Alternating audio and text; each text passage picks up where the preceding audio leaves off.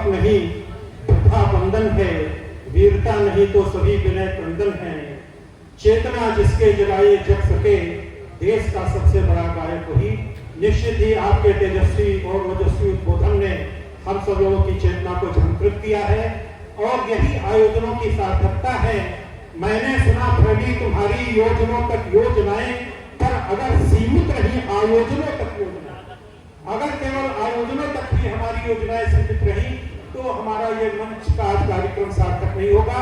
मैं बड़ी विनम्रता से आदरणीय संजय जोशी को आमंत्रित करता हूं शब्दों के साथ कि ज्ञान को पूजा सदा ही सृष्टि में, शाश्वत कथन सत्य है तो पूज्य होंगे सर्वदा, सिद्ध उनके कर्म से अमृत पाएगी सदा। इस सृजन की देवता की मैं कहूं कैसे कथा।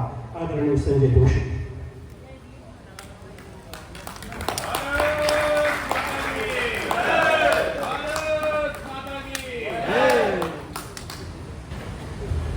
इस कार्यक्रम में उपस्थित मंचासीन प्रोफेसर ऋषि कुमार सिंह मिश्रा जी, क्षितिज शर्मा जी, अभी थोड़ी देर पहले जिनका वक्तव्य सुना ऐसे इंजीनियर शैलेंद्र दुबे जी, जिनका मार्गदर्शन अभी हमने प्राप्त किया ऐसे एडवोकेट अश्विनी जी,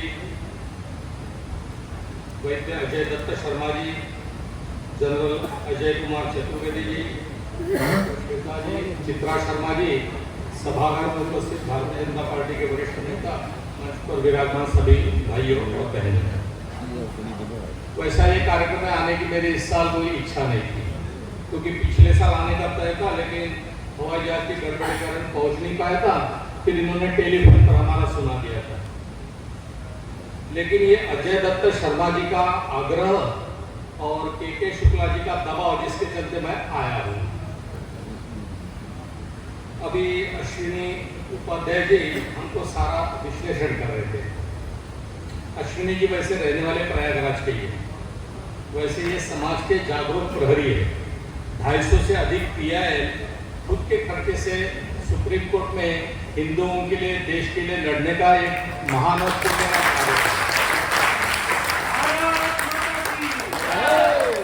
संविधान तो डॉक्टर अंबेडकर जी ने बनाया, उनकी टीम ने बनाया, लेकिन संविधान कालानुरूप जो आवश्यक चीजें हैं उस पर क्या बदल करना चाहिए, ये एकल वीर नाते से लड़ते रहते हैं, अपने खर्चे से सारा करते हैं। अभी एक बार ये हमको कह रहे थे कि जब सुप्रीम कोर्ट के चेंबर में बैठे थे तब कांग्रेस के एक सीनियर वकील और अपने यहाँ के एक उत्तर प्रदेश से राज्यसभा के एक सीनियर वकील, तो ये हमेशा हिंदुओं के हित के जब केसेस लड़ते थे तब सामने से all India Muslim personal law board से, जमात इस्लाम से जो खड़े रहने वाले वकील है, उनको उस कांग्रेसी नेता ने पूछा कि भाई ये अश्विनी जी जो केस लगाते और लड़ते हैं आप, तो इनसे काफी पैसा आपको मिलता है। तो हंसते हंसते उन्होंने कहा सामने वाले उनको करीब करीब 40-50 करोड़ देते होंगे और ये फुकट केसेस लड़ते हैं।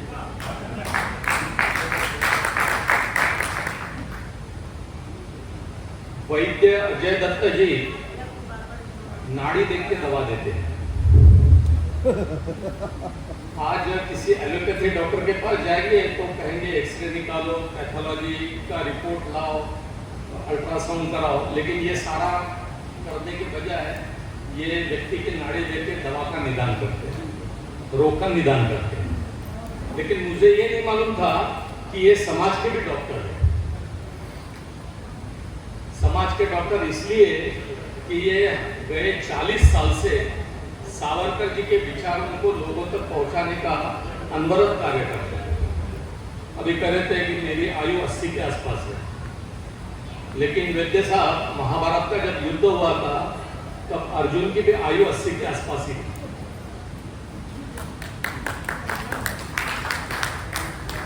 एक बार एक व्यक्ति एक संत के पास गया और संतों को कहने लगा कि मुझे मेरी दीदी से समस्या आ रही है, तो मुझे समस्या का समाधान के लिए कुछ मंत्र अथवा कुछ जाप अथवा कोई विधि बताओ जिससे मैं पत्नी की पीड़ा से मुक्त हो। तो वो साधु बाबा कह रहे कि पत्नी की समस्या का समाधान मेरे पास रहता तो मैं बाबा क्यों बन रहा। आज सावरकर जी के जन्मदिन के कार्यक्रम के निमित्त हम एकत्रित हुए। हम व्यक्ति इस नाते से जन्मदिन मनाते हैं तो जन्मदिन केक काटना, मंदिर में दर्शन करना अथवा किसी अपने बुजुर्गों के पैर छूकर आशीर्वाद लेना, ये तो करते हैं। लेकिन जन्मदिन का एक रहता है कि कोई आने वाले समय में हम नया संकल्प लें। वैसा आज सावरकर जी की जन्म जयंती है। जो लोग अमर रहते, जिनके विचार अमर रहते, उनका जन्म उत्सव ऐसा कहते हैं। तो सही अर्थों में सावरकर के विचारों का आज दिवस है। हम ये आज सुनते हैं और सोचते हैं, तो सावरकर जी ने देश के लिए जो सोचा होगा उसके लिए हम क्या ग्रहण करते, ये हमारे लिए सबसे बड़ा महत्व है। आज देश बड़ा बने, देश महान बने, देश प्रगतिवान बने, देश सशक्त बने, ये तो सब लोग चाहते हैं। कोई टाटा, बिरला, अंबानी, अदानी बड़ा होने से देश बड़ा नहीं होना। आज देश के लिए मरने वालों की आवश्यकता नहीं, देश के लिए जीने वालों की आवश्यकता है। हम देश के लिए जीते हैं क्या? हमारे हर समय के कृति में हम देश विषयक, समाज विषयक सोचते क्या? ये सावरकर के इस जन्म जयंती के उपलक्ष्य में हम सब लोगों को सोचने की आवश्यकता है। वो किसी ने कहा है ना, लिख लिख गाड़े चले, लिख लिख गाड़े चले, लीक ही चले कपूर, लीक से हटकर तीनों चले, शायर, सिंह और सपूत। देश मोहनदास करमचंद गांधी को महात्मा गांधी कहते हैं, वल्लभ भाई पटेल को सरदार वल्लभ भाई पटेल कहता है, सुभाष चंद्र बोस को नेताजी सुभाष चंद्र बोस कहते हैं, बाल गंगाधर तिलक को लोकमान्य बाल गंगाधर तिलक कहता है, विनायक दामोदर सावरकर को स्वतंत्र वीर विनायक दामोदर सावरकर कहता है, क्योंकि इन्होंने समाज के लिए कुछ किया है, देश के लिए कुछ किया है। इसके कारण इस विशेष नामाभिधान से लोग इनको जानते हैं। वो कहते हैं ना, खड़ा हिमालय बता रहा है, खड़ा हिमालय बता रहा है, डरो न आंधी पानी से, डटे रहो तुम अपने पथ अविचल होकर, अचल रहा जो अपने पथ पर, लाख संकट मुसीबतों में, तभी तो उसका जगत में नाम हुआ, जीने में और मरने में। सावरकर ये प्रथम व्यक्ति थे जिनको फर्ग्यूसन कॉलेज में पढ़ाई के दौरान देशभक्ति के कारण प्रशासन ने निकाला। सावरकर ये पहले व्यक्ति थे जिन्होंने हिंदुस्तान में ब्रिटिश साम्राज्य के खिलाफ विदेशी वस्त्रों की होली जलाने का लोकमान्य तिलक की अध्यक्षता में कार्यक्रम संपन्न। सावरकर ये पहले व्यक्ति थे जिन्होंने वकालत की परीक्षा पास की, लेकिन इनको कभी बैरिस्टर की डिग्री नहीं मिली।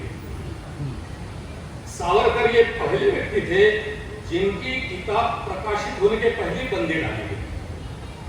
सावरकर ये पहले व्यक्ति है जिनकी 4-4 किताबों पर सरकार ने उस समय प्रतिबंध लगाया। सावरकर ये पहले व्यक्ति है जिनका मुकदमा अंतरराष्ट्रीय न्यायालय हेग में चला। सावरकर ये पहले व्यक्ति है जिन्होंने दलित व्यक्ति को, अनुसूचित जाति के व्यक्ति को मंदिर का पुजारी बनाया।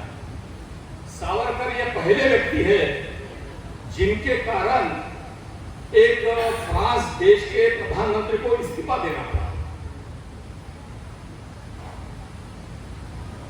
सावरकर यानी तेज, सावरकर यानी त्याग, सावरकर यानी तत्व, सावरकर यानी तेजस्विता, सावरकर यानी तीर, सावरकर यानी तलवार, सावरकर यानी तितिक्षा, सावरकर यानी तिलमिलाहट, सागरा प्राण तड़मड़ा, मन की बेचैनी देश के लिए कितनी है ये कविता से दिखती है। सावरकर जी ने जितनी ऊंचाई थी उतनी गहराई भी थी। साधारणता कविता और क्रांति, लेखनी और तलवार एक साथ नहीं चलती, लेकिन ये सामंजस्य सावरकर जी में दिखाई देता है। बहुमुखी व्यक्तित्व के धनी थे।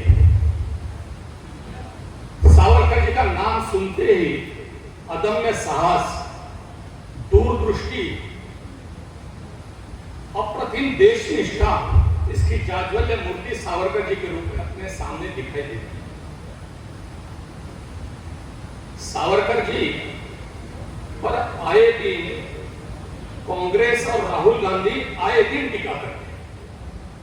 अभी 2023 में बंबई में एक पत्रकार परिषद में जब उनको माफी मांगने के विषय को लेकर राष्ट्रीय स्वयंसेवक संघ के खिलाफ की हुई टिप्पणी पर कहा, तो उन्होंने कहा मैं राहुल गांधी हूँ, मैं सावरकर नहीं हूँ, माफी वीर नहीं हूँ।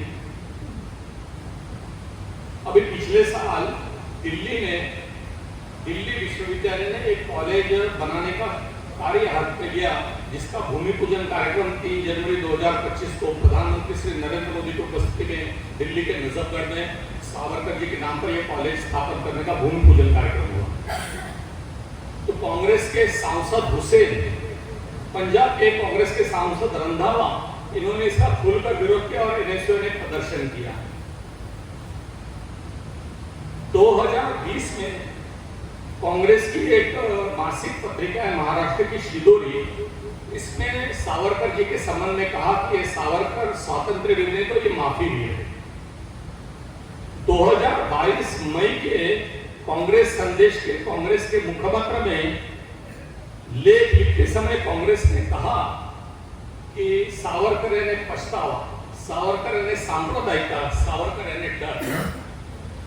अभी अपने यहाँ 2022 में विधान परिषद के नए बिल्डिंग का उद्घाटन हुआ। उसमें दीवारों पर जो वृत्त चित्र का लगे हुए थे, इसमें सावरकर जी का फोटो था। तो कांग्रेस के विधान परिषद दल के नेता, इन्होंने अपने सभापति रमेश यादव को लिखित पत्र भेजा कि ये सदन में ना लगाए, भाजपा अपने संसदीय कार्यालय में से लगाए। 2024 में कर्नाटक में कांग्रेस के मंत्री दिनेश गुंडूराव, उन्होंने कहा सावरकर गोमांस खाते थे, सावरकर के नाथुराम गोडसे से समलैंगिक संबंध थे। आपको स्मरण होगा जब प्रधानमंत्री अटल बिहारी वाजपेयी जी प्रधानमंत्री थे, तब उन्होंने भारत रत्न देने की सिफारिश की थी। तब तत्कालीन राष्ट्रपति के.आर. नारायण कांग्रेस के थे, उन्होंने इस पर दस्तखत करने से मना किया। अभी 2 साल पूर्व भारतीय जनता पार्टी के प्रधानमंत्री श्री नरेंद्र जी मोदी, इन्होंने सावरकर जी को भारत रत्न प्रदान किया।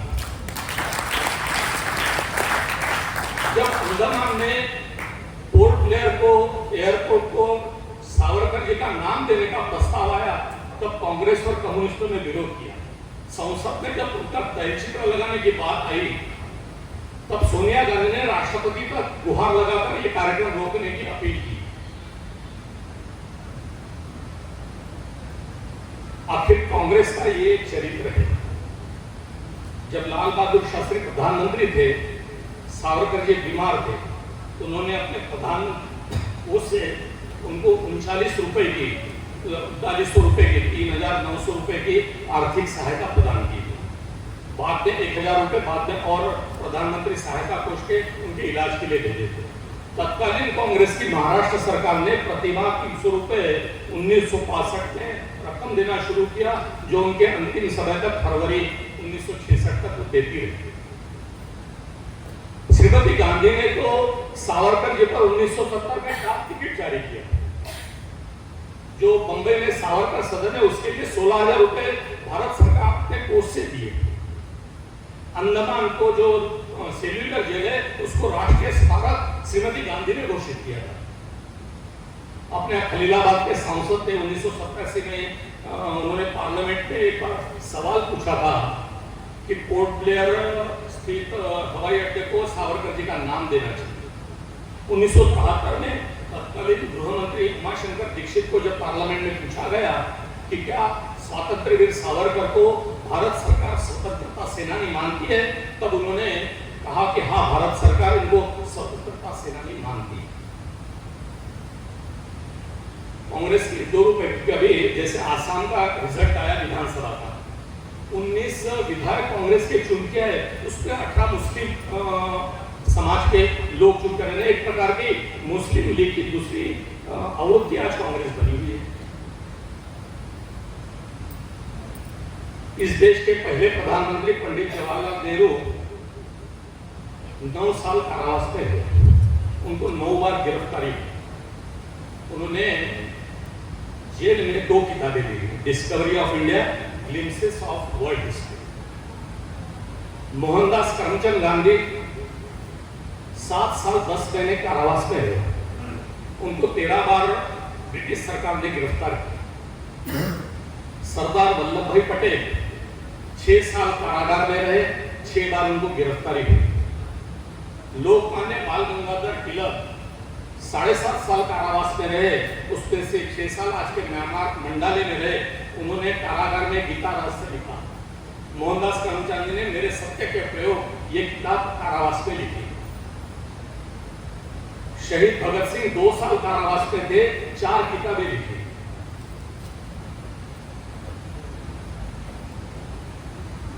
विनायक दामोदर सावरकर कुल मिलाकर कारावास में 14 साल रहे।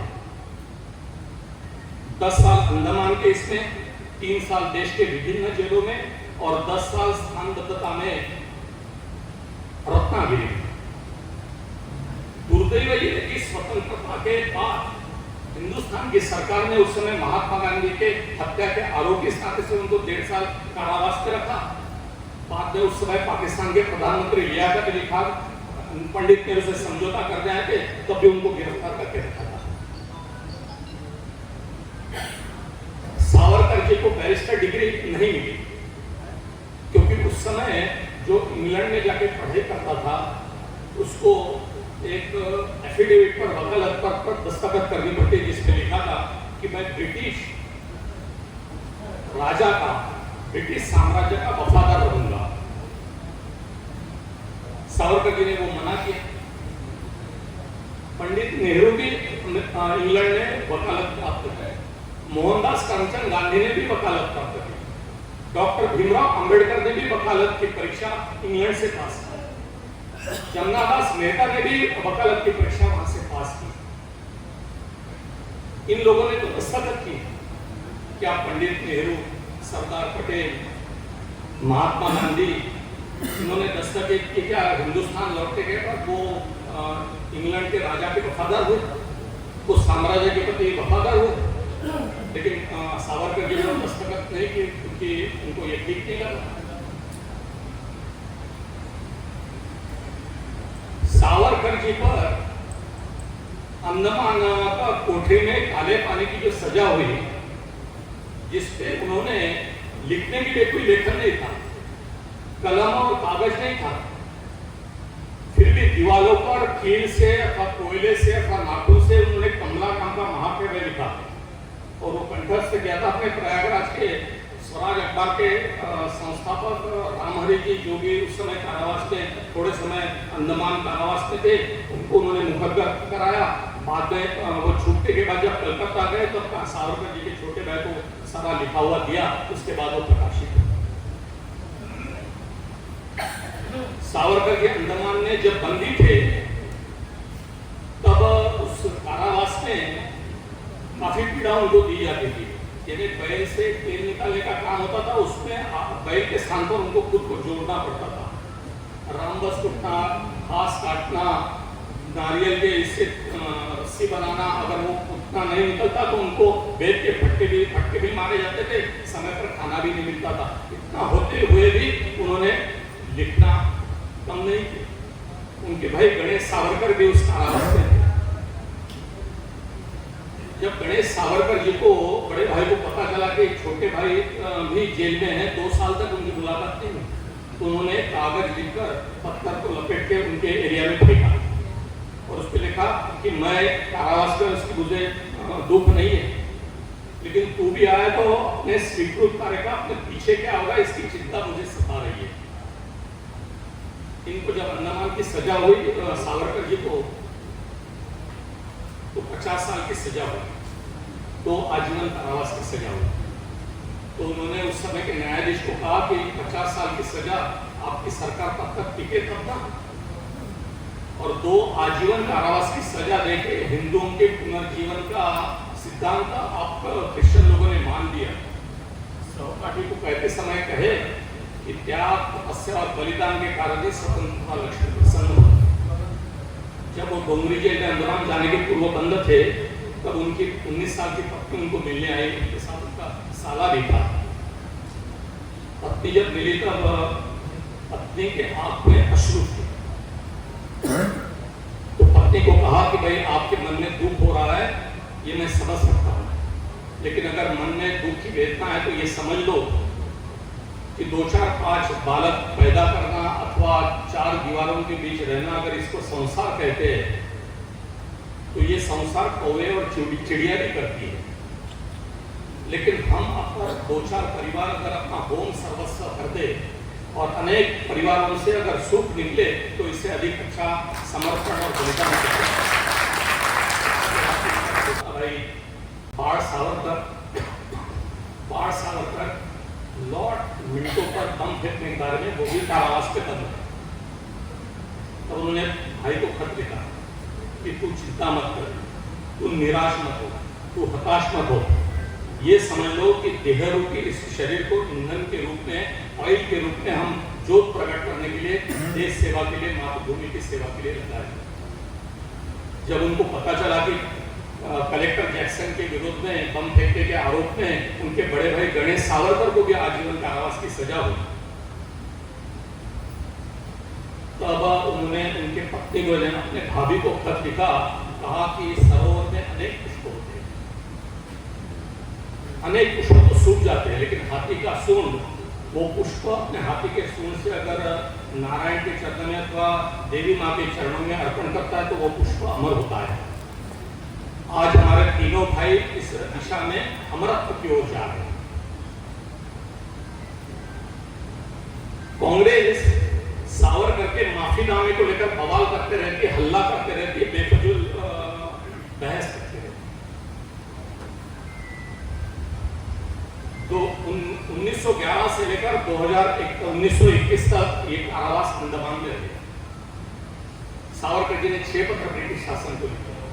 पहला पत्र तो 1.5 महीने के बाद ही कारावास में जाने के बाद लिखा।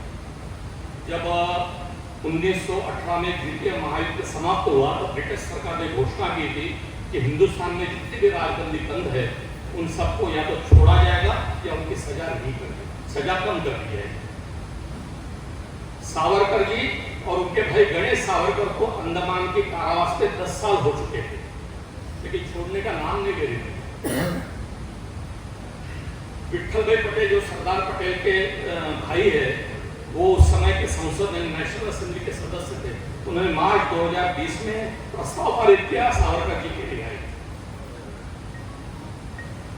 केवी रंगास्वामी अयंगार जो तमिलनाडु के असेंबली के सदस्य थे, उन्होंने कड़क खत भारत सरकार को, उस समय ब्रिटिश सरकार को लिखा। लोकमान्य बाल गंगाधर तिलक ने भी 1919 के अंत में एक कड़क पत्र सावरकर बंधुओं के रिहाई के संबंध में ब्रिटिश वाइस हाउस को सौंपा। शिवराम दत्त प्रांत के सेनापति बापट, बॉम्बे प्रेस यूनियन के लोगों ने करीब 33,000 दस्तखत एकत्रित करके उस समय के भारत सचिव मॉन्टेगू को पत्र दिया। महात्मा गांधी ने मई 2020 के अपने यंग इंडिया अखबार में सावरकर के रिहाई के संबंध में गुहार लगाई। अमृतसर में कांग्रेस का अधिवेशन हुआ। अमृतसर कांग्रेस के अधिवेशन में इस राजबंदियों को मुक्तता करने के संबंध में कांग्रेस के गुहार लगाए। शायद राहुल गांधी या कांग्रेस के आज के नेता इससे अनभिज्ञ है। आज अपन अपना जो भारत का ध्वज है, इसमें अशोक चक्र, मतलब 24 आरों वाला चक्र देखते हैं।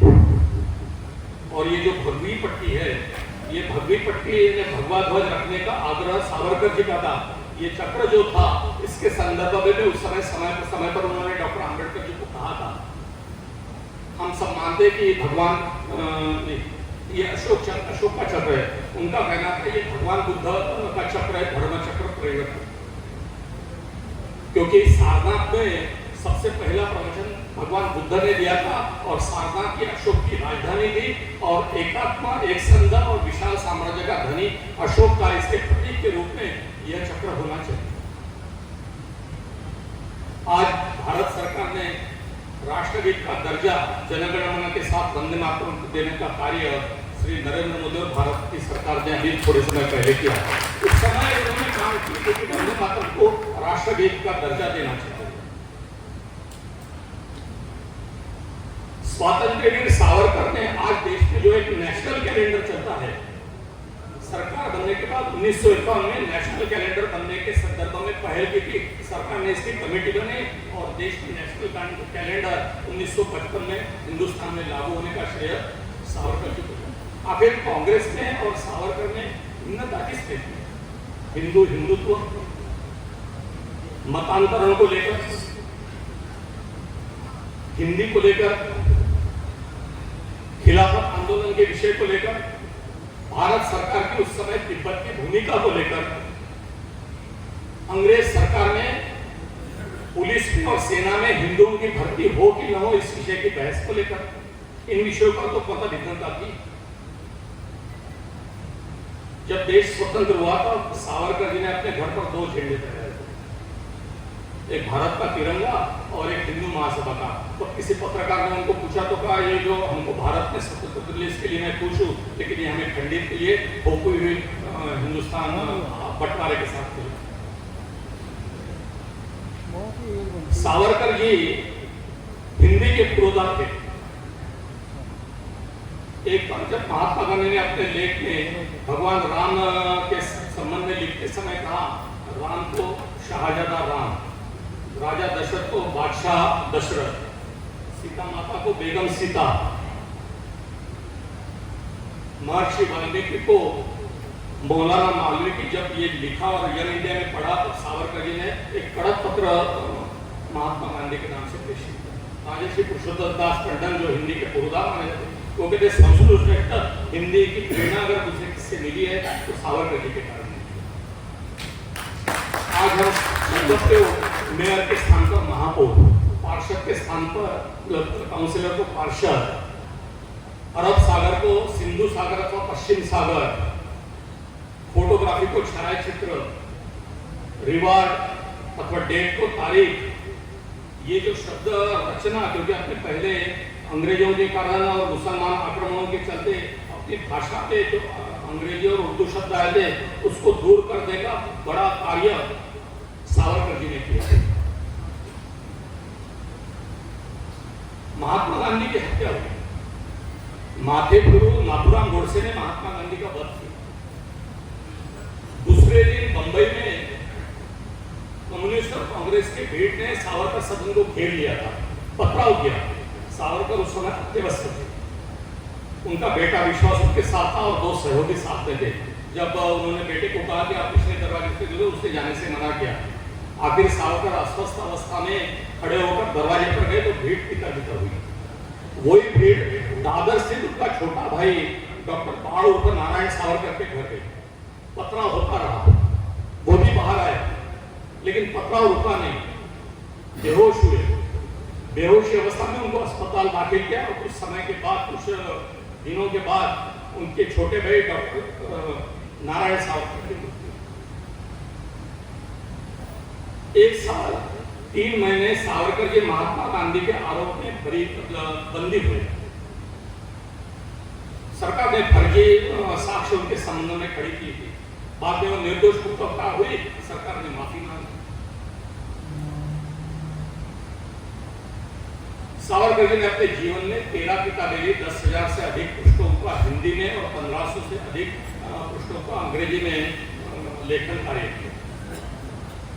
सावरकर जी को हम क्रांतिकारी मानते थे, लेकिन सावरकर जी सबसे बड़े समाज सुधारक भी थे। जैसा ये कहते थे ना, रोटी बंदी, स्पर्श बंदी, बेटी बंदी, सिंधु बंदी के संबंध। रत्नागिरी के स्थानदत्ता में साधारणतः सवर्ण समाज के लोग अस्पृश्य समाज के लोगों के ना खाना खाते थे, ना बैठते थे, ना भजन गाते थे। हम उस समय महात्मा ज्योतिबा फुले को, जो सावरकर जी के पहले 30-32 साल पहले थे, उन्होंने अस्पृश्य समाज के अनुसूचित जाति के बंधुओं के लिए अलग स्कूल बनाया। उनका कार्य छत्रपति शिवाजी महाराज ने हाथ में लिया, उसका कार्य महर्षि कर्वे ने हाथ में लिया। बड़ौदा के गायकवाड़ ने भी अलग अलग जगह, अलग अलग मोहल्ले में स्कूलें स्थापित की। लेकिन सावरकर जी का सबसे बड़ा योगदान ये है कि स्कूल में अस्पृश्य छात्रों को आने की एंट्री नहीं की, या तो उनको अलग बिठाया जाता था।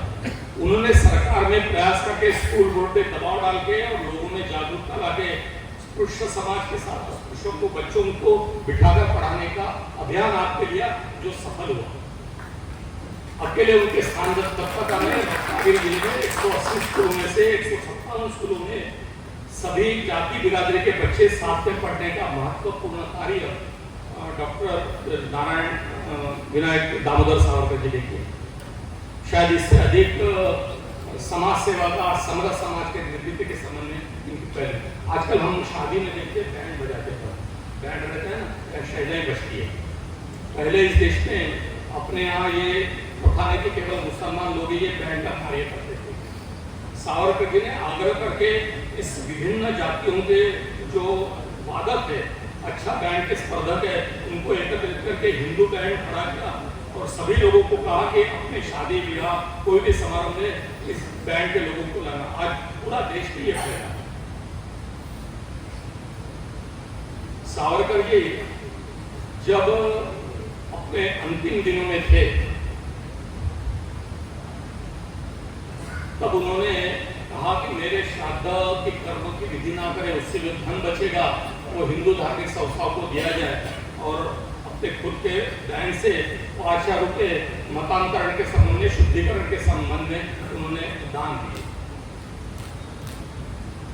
जैन समाज में मृत्यु को वर्ण करने की एक विधि होती है जिसको हम सत्था कहते हैं। अपने आप ये साधु सन्यासी समाधि लेते हैं, मृत्यु को गले लगाते हैं। सावरकर जी ने भी यही कार्य किया। अपने अंतिम दिनों में 26 दिनों में उन्होंने दवा नहीं ली, अन्न नहीं खाया, पानी भी नहीं पिया। डॉक्टर, उनके सहयोगी, अन्य लोग काफी आग्रह करते थे। शंकराचार्य जी का लोगों ने उन पर दबाव डाला, लेकिन नहीं। उन्होंने एक पत्र अपने अंतिम समय लिखा कि हे मृत्यु, मैं पितृऋण और मातृऋण से बेबाक से प्यास से सब अदा किया। देश को स्वतंत्रता प्राप्त करने की मेरी तमन्ना थी, वो मैंने पाली है।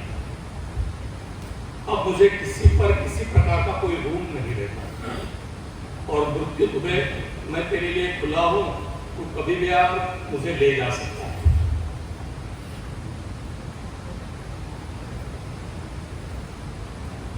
आखिरी में लिखते समय कहते हैं कि हम जा रहे हैं हमारे गांव, हमारा राम राम लो। अभी ना मेरा चलना होगा ना फिरना होगा और बोलना भी सहज रूप से कुछ समय का बंद हो जाएगा। सेनानी को करो प्रयाण अभय, भावी इतिहास तुम्हारा है। ये नक्षत्र, ये माँ के तारे, सारा आकाश तुम्हारा है। नमस्कार भारत माता की जय।